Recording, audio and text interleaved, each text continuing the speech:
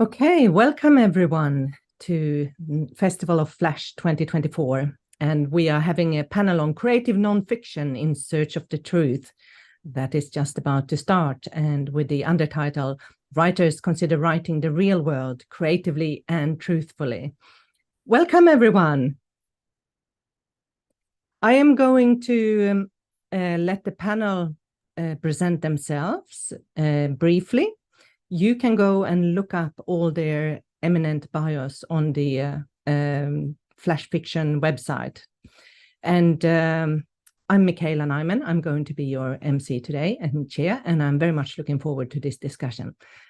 Maybe we could start with you, Claire. Could you briefly give us an update, what you're working on right now, who you are? Hi, everyone. It's good to be with you all. I'm Claire Bainon, and I'm based in Broad Bay in Otipoti, Dunedin on the Otago Peninsula. And I'm working at the moment on the final stages of a memoir in verse, which is set in two geographies, two hemispheres, and two voices, and has been immensely challenging, I'd have to say, in terms of writing the truth through two lenses. A very challenging thing to do. So yeah, that's me in a nutshell. Fabulous. Hope we get to hear a little snippet out of something later. Renee, could you please introduce yourself and your latest or current project? Yeah, Daiga Ho. My name is Renee Liang, and I am in Tamaki Makaurau at the moment. I work around the country as a pediatrician, but of course I have many strings to my bow, like everybody here. And I'm kind of a jack of all trades in terms of writing as well. My current project, I'm working on a new kids play, which is going to be doing very sort of, I guess, fairy tales and nostalgic memories. I'm working with a group of actors on a semi-devised piece. And I'm also working on a few operas, as you do, with various sort of well-known composers. So I'm very excited about that too. Well, we are very excited. A few operas, I like that. And the children's play sounds marvelous. Thank you. Siobhan. Kia ora. I'm in Tamaki Makaurau too, like Renee. I'm just working in the creative nonfiction memoir space at the minute. After a piece that I wrote was selected for the Landfall Essay Competition, and some pieces that I wrote were selected for the Budapest Award memoirs shortlist and finalist. So yeah, something solidifying around memoir, really, and creative nonfiction. Thank you. Yes, that piece is very lovely. So I would encourage anyone to go and seek out the Landfall Essay Competition last year and read Siobhan's essay. Bill. Good to everybody. My name is Bill Nelson. I'm a jack of one trade, I would say, so mainly poetry, which obviously has non-fiction elements often. I've not just 6 months ago finished a book, so I'm kind of just working back into the writing muscles, writing very short poems, I guess flash poetry you could call it, which is quite fun. And then trying to think about my next kind of big project. So that's kind of where I'm at. Thank you. Well, Will is trying to be very humble here. His latest was Root Leaf Flower Fruit. And I'd encourage everyone to check that one out as well. Very beautiful book. Michelle. Kia ora, everyone. Thank you. Thanks for this panel here. It's really nice to be here talking with everybody today. My work, I've sort of gone maybe the other way from Bill. I've sort of done a lot with microfiction and flash fiction, and I'm moving a lot more into poetry, it seems, lately, but with sort of creative nonfiction and poetry. So the two projects I'm working on right now, one is a collaborative memoir and memory project. And my background is as a historian. So that seems to inform a lot of my work. And I worked a lot with memory back when I was a historian. So the current project I'm working on is a collaborative art and poetry presentation. It's going to be an art installation in July in Dunedin. And that's a project with Rachel Sejak at the university. She's in the psychology department. And Manu Berry, who's a visual artist and a printmaker, and Cilla McQueen and I. So we're collaborating with this really pretty fun project. It's expanding outwards even as I speak. And that's really fun. And then my other work has a lot to do with sort of a collection of poetry and creative nonfictions around the sea, because I spent so many years at sea. And so it's a little bit about the exploration of our rhythms and tides and waterways and history related to sort of big landscapes, natural landscapes from the world, but also human-made landscapes. And inevitably, of course, that enters into the climate change and the climate worry realm. So yeah, that's some of the stuff that I'm working on. Mm-hmm. Very cool. So we also have a historian in our midst. I'm just warning you, we are going to get to the truth of things. So this will be very interesting. What a makeup. And to all of you who are listening out there or watching this, all the information about these amazing writers and artists is available at nationalflash.org. There is an events page, and there's a Festival of Flash page, and also Micro Madness page. So go and look up who is in these panels. And of course, there will be more panels today. So creative nonfiction in search of the truth. As writers, you all work across genres, as we've heard, and some of you also work in multiple art disciplines. So when you start a new project, where do you tend to find your inspiration? Is it something that comes out of the imaginary world, conjured up by something, or do you start with the facts? Maybe we should start with you, Michelle, given that you outed yourself as a historian. That's funny that you link the idea of history and truth, Yes. which I think most people do. But let me just say my view of history, and it's interesting because I taught for many years at a university, and you're sort of constantly putting out this idea and trying to get young students to understand that, history is storytelling. It's all about the narrative and the voice. And obviously, as we all know, who's telling the story? So the whole notion of truth, I think, gets really turned on your head the deeper into history you go and the more voices you listen to. Gosh, what was the question then that I'm supposed to be answering? Where do you where do I start? lean towards the fact or the fiction when you start writing? Yeah, that's funny you asked that. I mean, I think for me, I go, I think often my starting point is something in the real world. And then I like to kind of see how it'll morph, see how maybe I can change the shape of it through language or through the page. Or maybe I can try to look at it in a different angle or create some kind of invented reality around something that starts from a real space. So I wouldn't say I start from the truth, because I think truth is very malleable and impossible to locate. But I do think there are sort of narrative truths that we find as creative writers, and that's something I'm really interested in. But I think I haven't really considered that question very closely, but I think I might like to start with the real world and then see what happens when I imagine it in a different way. Lovely. What about you, Renee? Yeah, I normally have many ideas, way more than I can work on in my lifetime. And I have this I kind of have the front burner and then the back burner, and then I also have the back pocket. And normally what happens when I move, to move something from the back burner to the front burner, and turn the flame up high, or even from the back, the back drawer, the back ingredients cabinet, is that I meet somebody who completes the picture for me in terms of, this is somebody I need to work with, because most of my arts disciplines are actually collaborative. So I'm sort of absolutely in the context of writing nonfiction, you only really just need yourself, or you need one piece of the puzzle. So sometimes one of the ingredients is something clicks for me, or I really feel like I need to respond to a thing in a timely manner because of what's happening in my life or in the world at the moment. So yeah, I mean, generally that's yeah, that's how I get my inspiration. It's the driving force, it's the energy of either someone else or something happening. Very cool. Oh, I like your 3-tier system of the back pocket as well. Sounds very familiar. Siobhan, how do you work? I suppose it's an intersection into what Michelle and Renee have said. For me, I find inspiration in life, and I find truth in life, because the life is my life, and so it's my truth.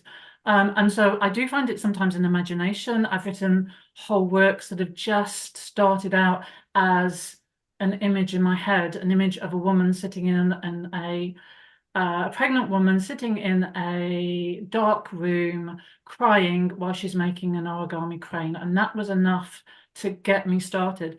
And I think that that imagination is mine and it's life, but and in that context, in the kaleidoscopic context that life is, I find inspiration elsewhere. So it can be kind of, you know, thinking about something that's happened to me and then using that as a generative idea to start a piece of work. I just find life existence so rich and multifaceted, and composed of the internal and the interior as well as the exterior, that it's such a deeply fertile terrain across all of that for me.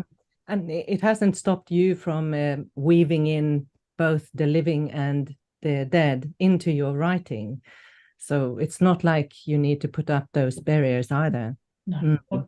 And that's truth. I mean, that's what we're talking about. It's as Michelle alluded to, truth is a contestable artifact, and my truth is my truth and is as valid as anything. And my truth doesn't just exist in the lived experience of the exterior. It lives in my dreams. It lives in the past, the present, the unknown, the unknowable, as well as what I know. Yes, absolutely. Claire, what about you? Again, a combination, I think, of what's been said already. I like Renee, feel quite often, if anything, my ideas kind of container is overflowing and somewhat noisy and a busy space. I sometimes struggle with too many ideas and have to, you know, really still myself down and settle into following one or two threads rather than trying to do it all. So I've also really valued periods of collaborative work. Most recently, I've been working really quite solitarily, which has been quite different for me. So my inspirations are very often a cross-pollination between my visual work and perhaps something I hear. It could be a piece of music, or it could be something I see on Instagram, or, you know, a story, a live report from a trouble spot in the world, or yeah, and then those ideas seed, and, you know, the ones that stay and that are deeply affecting usually prompt either a visual response or a written response, and sometimes both. Yeah. And Bill, what about you? How do you tend to work? Yeah, probably maybe slightly differently. I think almost always starts with something from another artwork. So like I've read something that just kind of explodes my mind, or you know, visual arts or whatever, or music. That's how I get started. But then probably to finish it, you have to pull in the real world at some point, to kind of finish it off, I guess, to make it a multifaceted thing. So it's not just a response to another artwork. Which is, you know, can be a good thing to do as well. But yeah, I think that tends to be what happens with me. So yeah, I guess it starts with the imagination, and I guess like, and it can be a really small thing, like just like a really one line of a poem or something like that can like just start like, you know, oh, yeah, I could do something with that. Or for the last book I wrote, I read this other book, by Robin Robertson, which I was just like, oh, I just really love this. I just want to do that. So that kind of just started the idea of like the book form, I guess, but then I had to fill it up with things. So that's where like nonfiction elements came in, I guess. Oh, I love that. I want to know which book it was. I want to know which book it was. Was it The Long Take? Yeah, the long take. Ah. Yeah, that one. Yep. Sorry, Feel got free me out to of my head for a second. Brilliant. Yeah. feel free to put them in the chat. Any tips that come up. Okay, so this is very interesting. Oh my goodness, we could talk all afternoon, I think, about this. But nonfiction, often people think that nonfiction can be passed off as fiction, but the reverse is not necessarily possible. So fiction cannot or shouldn't be passed off as nonfiction, and there has always been some scandals in the past. One of them was, I think, James Frey or The Little Pieces, that got Oprah's, approval, and it was about his time in jail, and it turned out to be totally fake. And so, in this era of fake news, but he was before then. But even then, you say it's nonfiction, so there's an element of reality and truth. But there are gray zones, right? So we don't necessarily all hold the same view. I'd be keen to know if there are differing views on this. Siobhan, you had some interesting thoughts, I think. Well, I do, because I mean, I don't think it is, black and white. For me, I think, and I know from my writing experience that there are times in which, to embellish something is very necessary in the creative nonfiction space. And I think it's twofold for me. I think you obviously have to stay within your truth. So I'm not going into the James Frey invention, but equally, I think invention is necessary. So for instance, I wrote a piece based on this one exchange that I had with the woman that raised me, when at 10 years old, she told me that I had taken an overdose when I was 18 months old and it was my fault. What? So that was all that was said, and it's lived inside me. And so what that takes you on a navigation of, in terms of wanting to explore it in nonfiction, is that you are instantly, as a writer, on the back foot of knowing what is fact, because you don't have fact, you inherit fact from somebody else. And so there I know the truth of that experience lives inside me.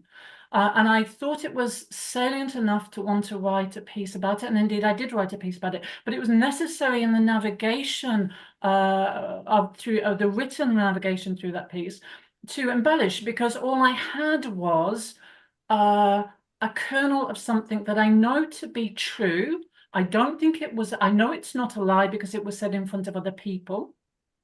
So I know it to be true. It was not contested at the time it was said, but I was too young to get to the heart of it. So I looked at it in multiple ways, embellishing it as a possibility to get closer to the truth of what was going on at the time.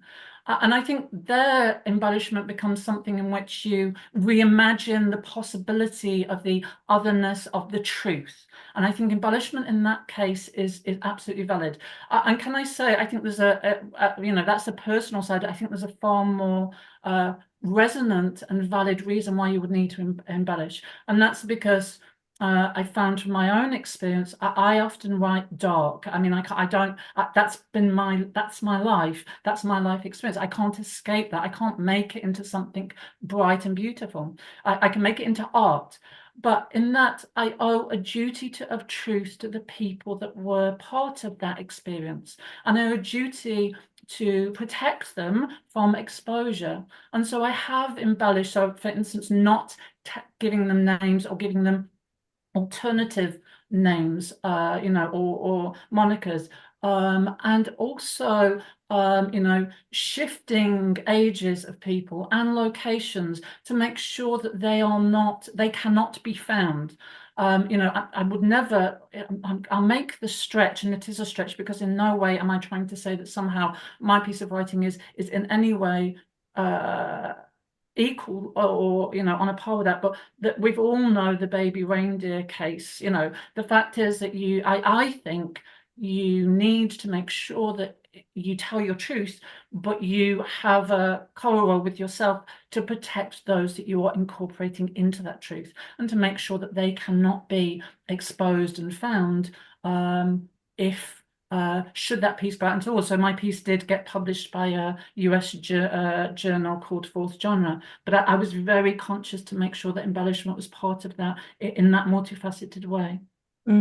That's an amazing care you are taking there, and it shows your own moral integrity as well with the work. And but as we all know, even in the same family, we have wildly different views on an event that everyone has been at, and you talk to people, and that also holds people back from writing some of the things, because my version is not the same. And my dad has complained about certain things I've said in my poetry. I didn't say that. And, you know, I have it on an email. He did say that, but I'm not going to argue the case. So we are getting to the art and truth side. But is there anyone else, Renee? Yeah. So yes, there are some situations where I guess lying about the truth is wrong, I think, morally. The James Frey one was interesting because he claimed that he had actually originally written it as a fiction and presented it as fiction. No one was interested. So, and then he marketed it as nonfiction, and then suddenly it was snapped up. And you know, I've read it and actually been impressed at the pacing and the craft, and yeah, I think it's a well-written book as a fiction piece. And similarly, you've got many situations where people have passed themselves off as an identity other than who they really are. So these, you know, well-known cases where a white Caucasian male presented himself as an Asian writer and won an award. And he then argued that he wouldn't have won the award had he not changed his name. And many other sort of examples of people essentially mispresenting themselves. But then on the flip side, you know, you've been talking, Siobhan, about memory and how memory and truth are not very easy to pin down. And the same is for identity, you know. So in some of my other work as an academic, I actually research identity in young people. And we know that at any stage of your life, not just the identity formation stage, identity fluctuates, and surely so does truth. So how do you determine what is the truth? And who and what time? And even for ourselves, there's no internal truth. You know, what we remember when we were, you know, us doing or saying when we were 5, is that really true? Or were we just told we did that? Were we just shown a photo of us and we extrapolated the rest? And so as writers, I think we're very, very skilled, or maybe used to, or maybe more comfortable with dancing around that boundary of truth, fiction and nonfiction, because we do it all the time. We're quite familiar with it, and we use different techniques. So yeah, I don't know that it's I think my answer to your question, Michaela, is yeah, nah, actually.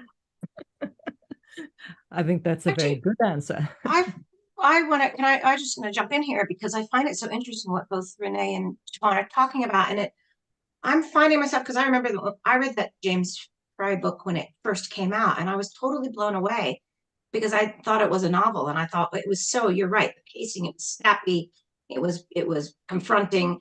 But anyway, I wondered sometimes, I've been thinking about this a lot lately, as to whether creative nonfiction lends itself to shorter forms better than longer forms. Because to sustain a piece of creative nonfiction over a novel length thing, it's pretty hard to do. Although having said that, I did read Bill's poetry narrative, and it's fantastic. And I think narrative poetry is a different thing. Diane Brown is somebody who does that very well. And there's always elements of truth in her poetic narratives, which are book length. So, but there's something about that form, that poetry form, that lends itself. And also the shorter forms like the micro or even creative flash, because they're kind of, I don't know if they, and I'm, by the way, I'm just kind of thinking of this right on the spot, but they represent the kind of moment of truth or a sense of truth or something that we can all nod our heads and sort of agree with while understanding the creative enterprise at the same time, without some kind of longer sustained sense of that questioning, is this true, is this true, is this true, every step along the way. So I don't know, I just find myself thinking about that, thinking about the form and how the form may or may not be really well matched to the content. Yeah. But then you have long memoirs that of course that. But memoir is often, is it creative nonfiction or not? If most people who write memoir like to sort of say, it's memoir, it is the real story. But of course, if you read, I always recommend, I teach some classes in memoir, and I always recommend Mary Karr's book, The Art of Memoir, because she addresses all of these topics. She addresses, obviously you can't lie, but the fact that everybody remembers things differently, and she addresses creative elements of, recreating a dialogue. And I mean, it's a really good guidebook to writing memoir. But of course, memoir is one of those sort of really interesting kinds of writing, isn't it? Because there can be so many different kinds of memoir. Can you put down that reference in Yeah. that? Yes, I will.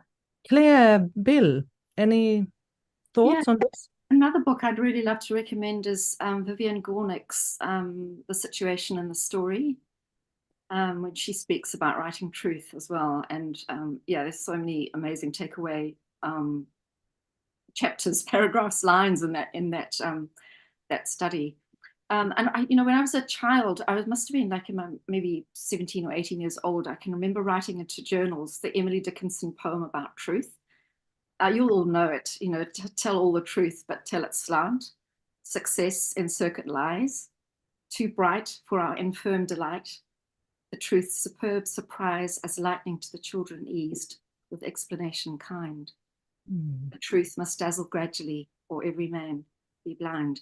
And honestly, I transferred that poem into so many sketchbooks and journals over the years, and it is a really challenging thing to do. And one of the things Vivian Gornick talks about is to never write from a place of revenge. So that, in terms of disclosures, as writers, I think need a place to go where we can explore the prima materia of our lives, but there have to be parameters around that and constraints, and that's quite challenging, I find. I'd be interested to know how others of you deal with that. Bill, do you have any thoughts on that particular aspect of it? By the way, beautiful reading of Emily Dickinson. What a pleasure. Yeah, very nice. I guess the one thing when you pose the question, I guess I just think about the kind of like, it's not a contract, but like the bond you have with the reader. So like you don't want to like upset that trust, I think that's the key thing. If they're happy to read your semi-fictional, semi-non-fiction thing and accepting of what it is, then you're in a good place. But if they find out later they've kind of been cheated, then I think that's about the issue. About presenting who you are and what your intentions are kind of at the onset. And it's hard to know how readers take your work sometimes, to be honest. So you don't always get that perfectly right, I suppose. But I guess you got to think about that, especially if you publish something that often gets marketed in a certain way, which you don't always have complete control over. But it's kind of the marketing, rather than the book itself. So what it's called is important in that respect. But I think readers are very interested in what is the real life story behind this piece of work, whether it's fiction or non-fiction. That seems to be increasingly a thing. So if you write a completely fictional story, people will ask you, is this based on your real life? It's just a natural thing. People want to know the story behind the story, I guess. So, and I think that's a natural thing we all have. I also was thinking, I used to have a writing workshop with a friend of mine who writes non-fiction, but when I first met him, I didn't realize it was non-fiction. He was bringing all these stories to this workshop, and I thought they were fictional because they were so well written and the characters were so quirky. I was like, this can't be. This is a really great short story. But I was like, oh, the story's a bit uneven, needs a bit of work. And then I found out it's non-fiction. Like, oh, and it kind of like it does change your perception of the whole thing totally. I was like, oh, this is. It gives a different weight, and also you can accept that it's not a perfectly structured story. So it was interesting. And New Zealanders are, of course, great readers of non-fiction. So non-fiction is a big seller here. Yeah, for good and for bad. Don't you think people are being unfair to writers, demanding that we know the line between truth and non-truth? Because I mean, the rest of the world's going the other way. We have court cases and TV things, and I didn't inhale. I've never met that woman. All this stuff, and you're just going, well, nobody else is telling the truth. So why should we? I mean, we're actually the people who are supposedly good at this craft. So if we should be allowed to play with it, shouldn't we? And I mean, Claire, also I was laughing when you said don't never write from a place of revenge, because actually that's one of my that's how I move things to the front burner. Sometimes I just want revenge. And I'm obviously not as nice a person as you. You know, I wrote a whole fictional short story, which was I think it was published in Landfall or something, and it was all this. It was basically me getting revenge on my on my primary school teacher, who was a bitch, and imagining what me setting a voodoo curse on her was. I didn't actually do that, but some bad stuff happened to her in real life that I wanted, that, you know, 10-year-old me wanted to take credit for. So I wrote a short story, and like most of my Siobhan will know, quite a lot of my poems are revenge poems. Like I just want to call someone out, so I write a poem and I perform it on stage, and I'm happy. So yeah, I love that. It's great. Maybe the distance from your primary school years has helped keeping the revenge, like, you know, entertaining. Yeah, revenge is a dish best served cold, maybe. I don't know, but I mean, I use emotion to drive a lot of my writing. So revenge is anger, and bitchiness is quite a useful emotion, I find. But you still use it. I mean, I would say you still use it in a really creative manner.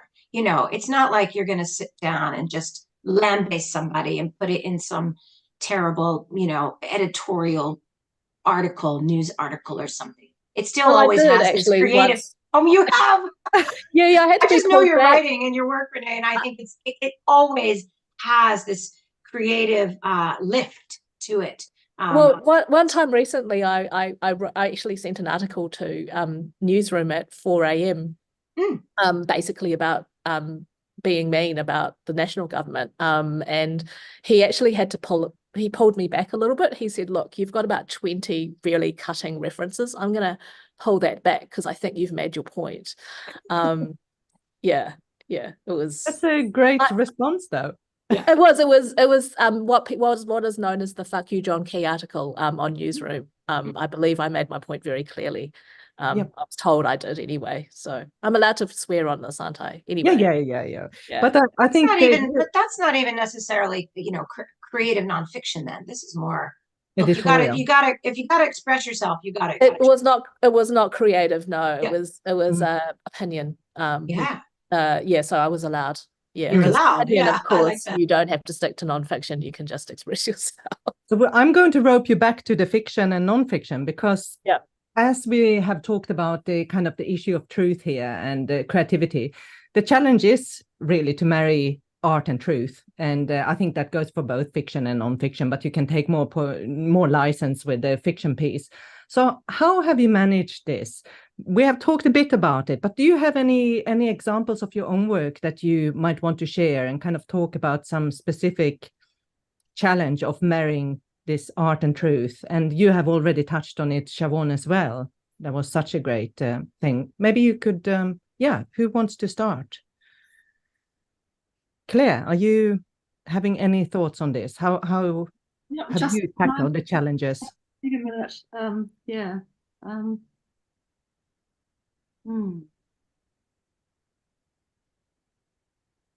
I'll pass the talking stick on to someone just for the moment. I just Who wants the talking stick?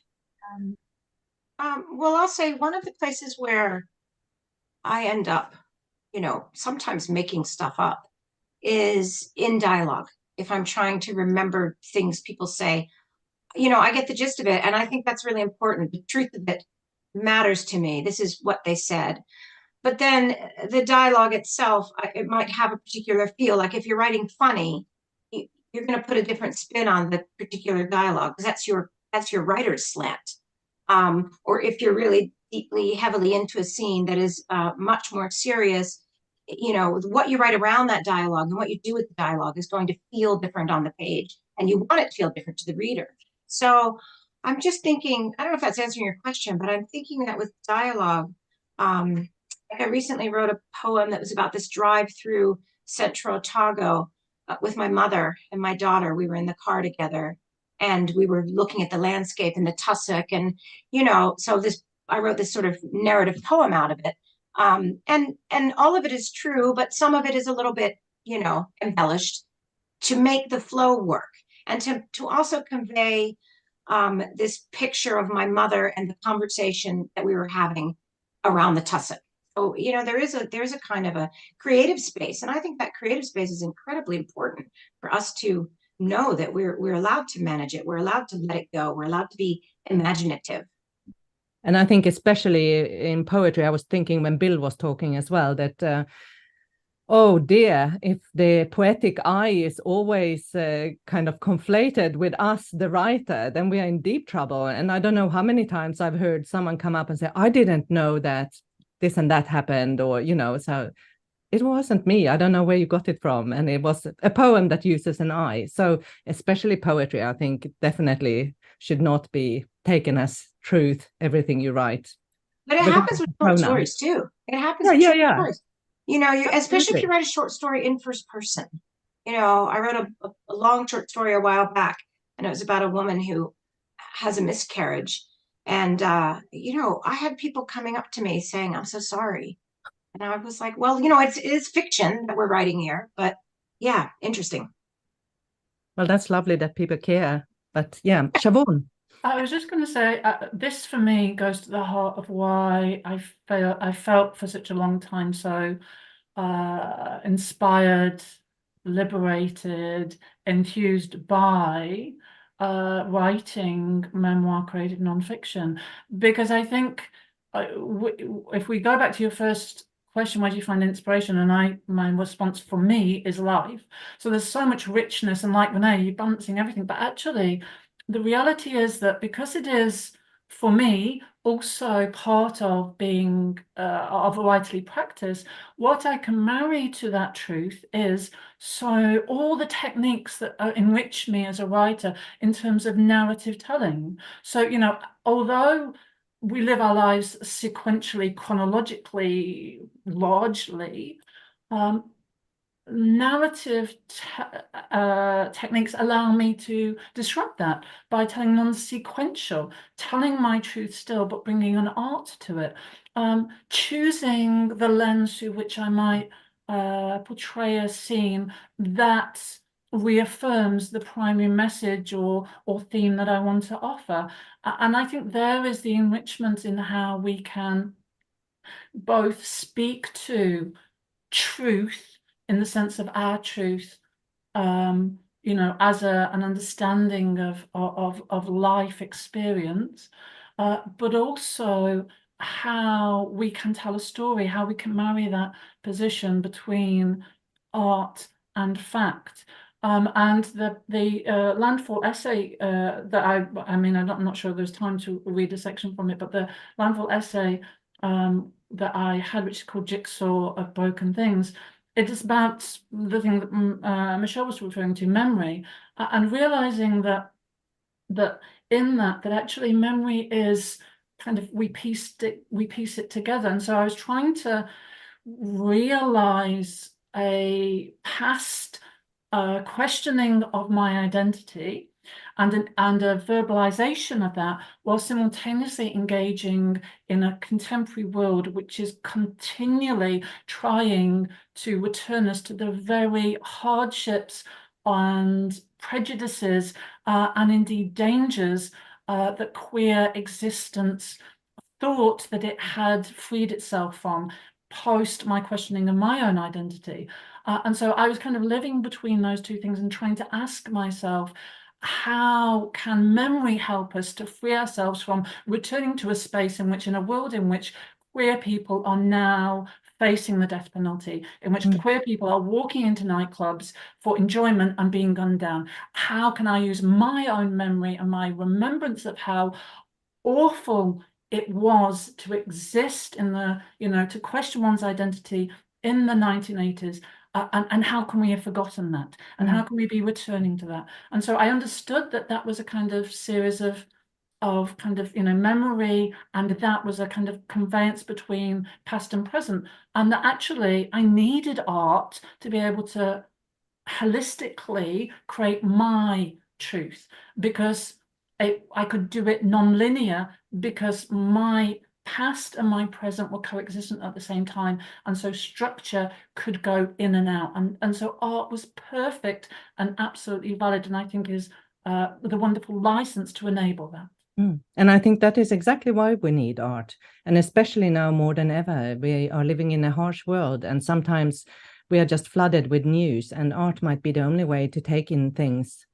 Would you have a short snippet you could read? Just so we I'll can just read a short snippet. As you said, it's so it's called A Jigsaw of Broken Things, and I'll just read. Each of the sections has a kind of which it kind of also fills into this kind of jigsaw and kind of puzzling together of memory. So it's section 2, and it's called Irregular, so that you get the irregular jigsaw piece.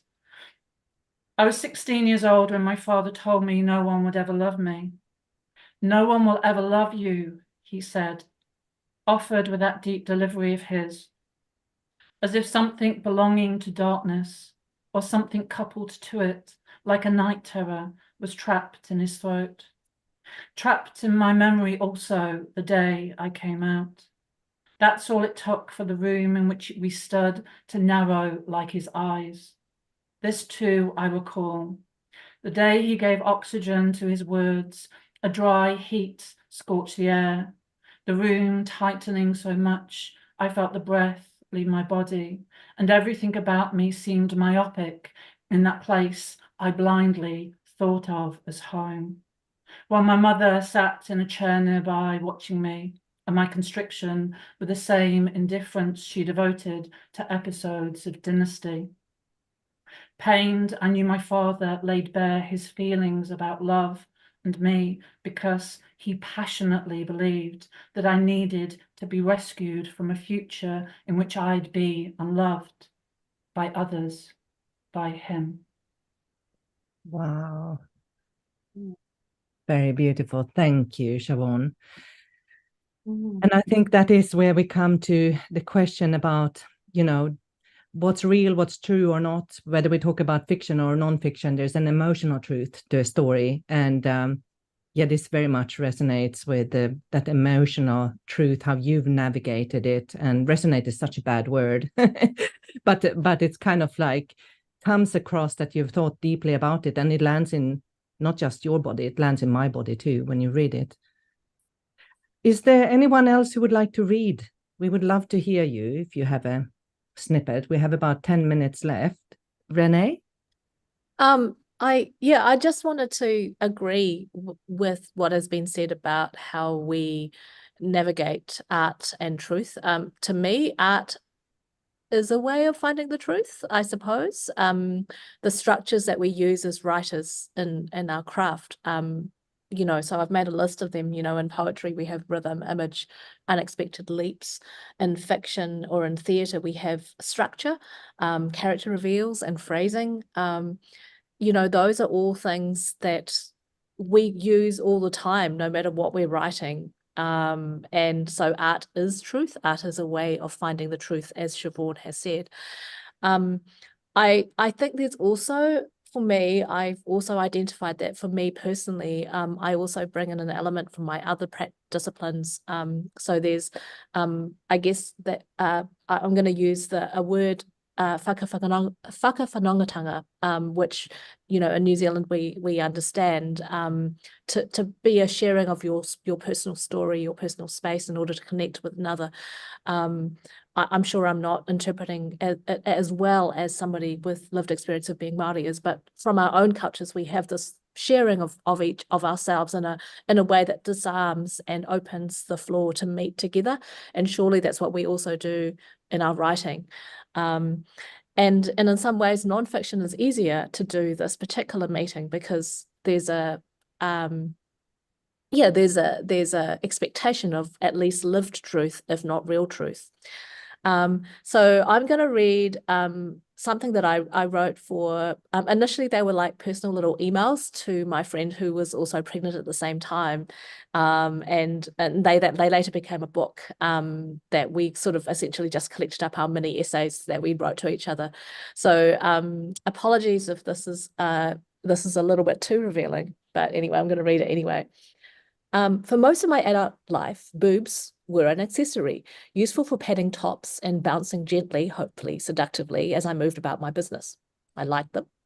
They were B-size and they fitted the Goldilocks condition, not too big and not too small. My middle sister was flat-chested, not that she ever cared, but I was quite smug that I didn't suffer from this problem. Ditto for my poor friends with tits so huge that they complained no one ever looked at their faces. Of course, society and fashion being what they are, there were times when I needed my boobs to be bigger, so I had an arsenal of push-up, push-together bras. I remember my triumph the day a bra shop attendant showed me how to correctly get into a bra. Lean forward, flip up, and present, like little wobbly jellies, on the special inbuilt cushions. I could even achieve a kind of cleavage if I subtly squeezed my shoulders so my boobs got squashed between them. I used to practice in front of the mirror before going out. And I'm just going to jump.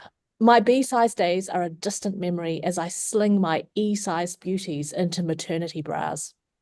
I now have breasts worthy of the term hooters. The problem is now too much cleavage rather than too little. I even have to vet my clothing choices, not only for how much they reveal up top, but also for colour. Too light and the dreaded wet patch is obvious. Dark tops work well, but then after it dries, there's elegant little tidal marks of milk. Probably too much information, but if you've lasted until this point, you can probably take it. One thing people never tell you about breasts is what excellent alarm clocks they make. If I was out without my daughter at the 3-hour mark, boomf, my breast would explode, straining upwards. If I was sleeping, I got woken up. It got so I could tell the time by my breasts. So, Oh, that's so great, and that's incredible. You have to tell us what the whole collection is called as well, so all the listeners know. It's called When We Remember to Breathe, and it's decidedly not parenting advice. It's just a memoir of funny little and philosophical little essays, micro essays, I suppose you could call them. A subgroup of Flash, maybe micro essays. But they myself and my friend Michelle Poles did it together, and initially it was really just emails to each other in the dark and in the confusion of being mums, and we, of course, we're both authors, so we both had an eye on, well, if this does start looking like a book, we'll talk about it. So it was fun. That's lovely. We come back right to the beginning where you get your inspiration from, and I so envy you to have a buddy to do that with at that stage in life. Yeah. Bill, did you have something? Yeah, I can read a little bit from this book.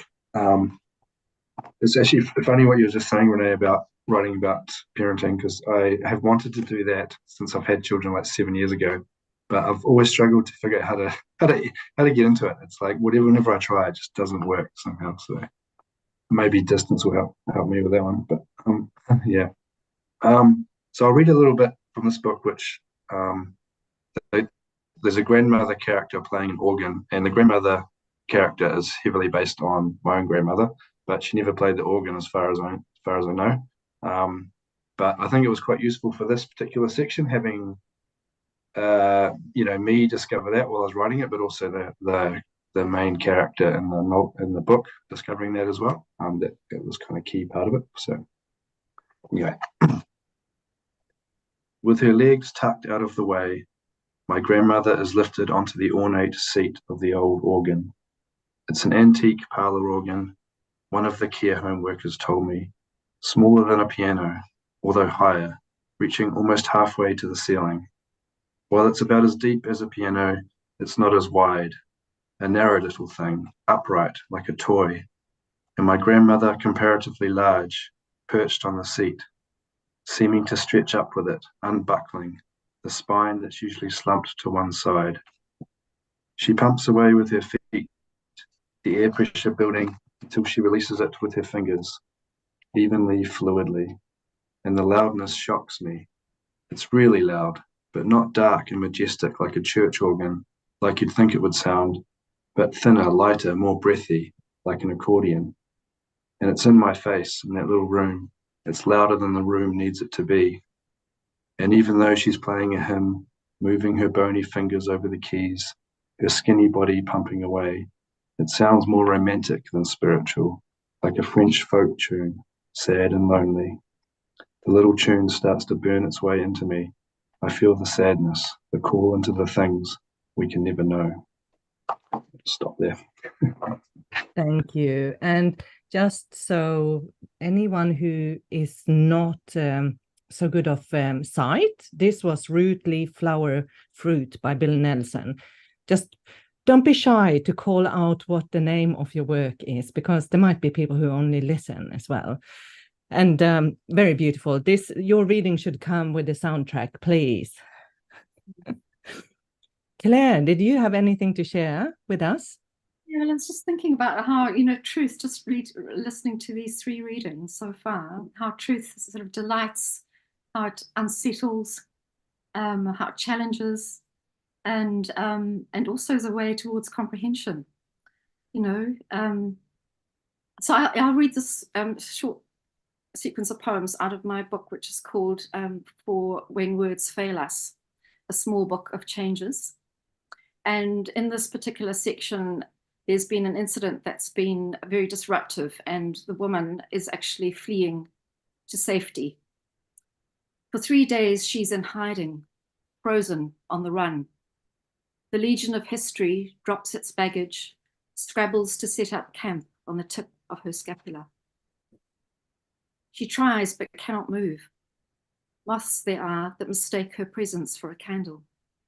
How slight their antennae, each passing wing an eye, each eye a question hovering. Home she flies.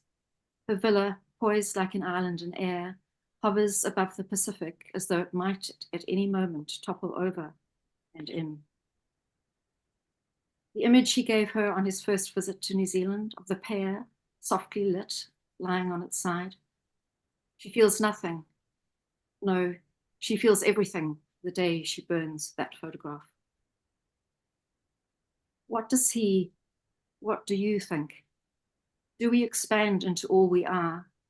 Or is the process more like a reduction, the way maple sap boils down to amber syrup?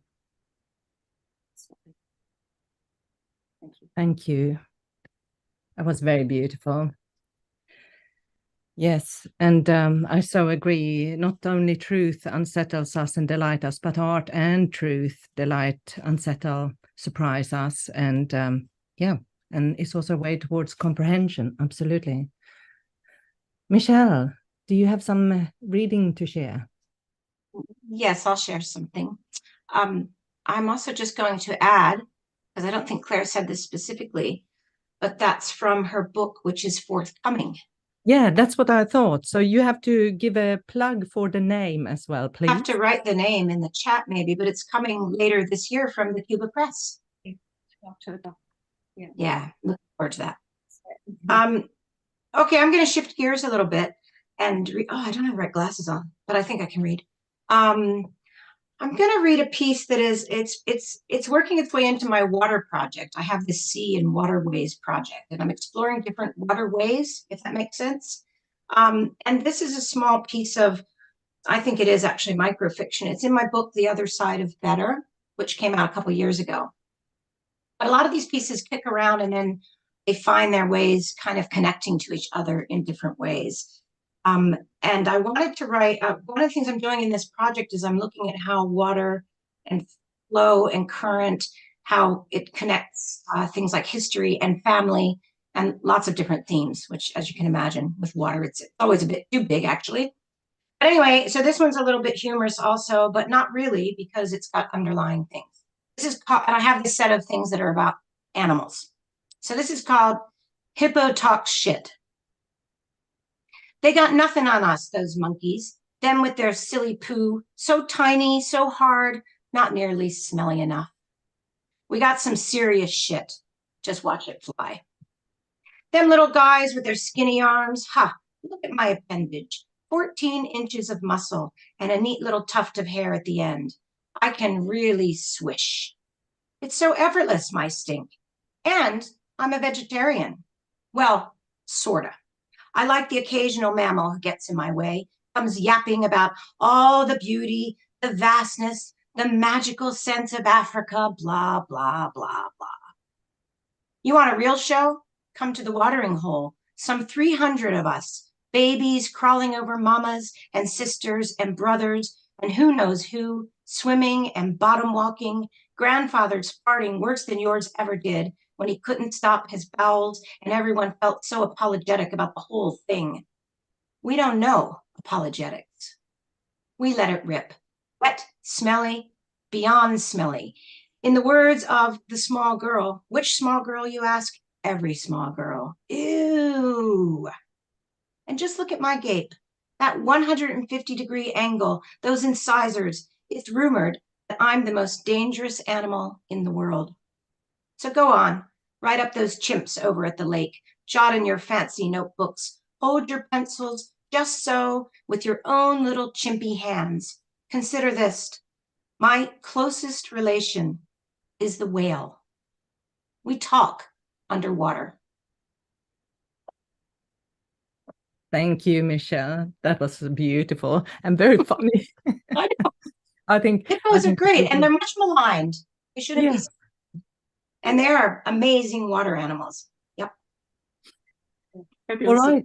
I think we have come to the end of the session. Is there anyone who feels that they have something they would like to say before we wrap up? Anything that has been triggered by this conversation, which I think has been marvelous. So thank you so much for sharing, and also the personal insights you have brought to the table. Michelle. Well, I would like to say, because we're in this particular topic, I actually think it'd be really neat to hear Michaela read something. I don't even have anything that I was thinking. I'm just a chair. You're not just a chair. Come on. Yeah. No, I don't have anything, I think, that I could, I didn't even think of that. So I've had the pleasure of hearing Michaela read recently. A couple of us have, because, of course, as you all know, she's the Robert Burns Fellow this year. So she's in Dunedin, much to our delight. And yeah, I mean, you might have a few things to add at the end, just from your own perspective of writing creative nonfiction and moving in those poetic spaces where you really explore a lot of stuff, big themes connecting. Yeah, well, I think like all of you, I very much feel that I have too many ideas, can't shoehorn them into one form. So for me, the form and format becomes a part of how a piece needs to meet the world, I guess. And I waste a lot of time writing in different formats and different languages, sadly. I'm not very streamlined.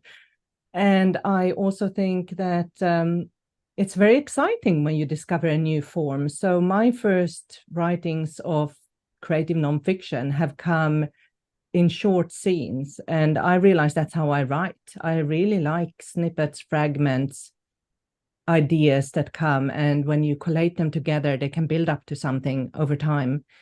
And the fragmentation of memory, but also the contested nature of memory, and this whole sad thing about if we try to remember too often a specific scene, we erase it at the same time. And so many, I don't have anyone left apart from my dad and uncle and auntie on my dad's side. And so I'm erasing all the memories of my sister and mother and my grandparents as I try to remember them and keep in touch with them over in Finland in a different lifetime.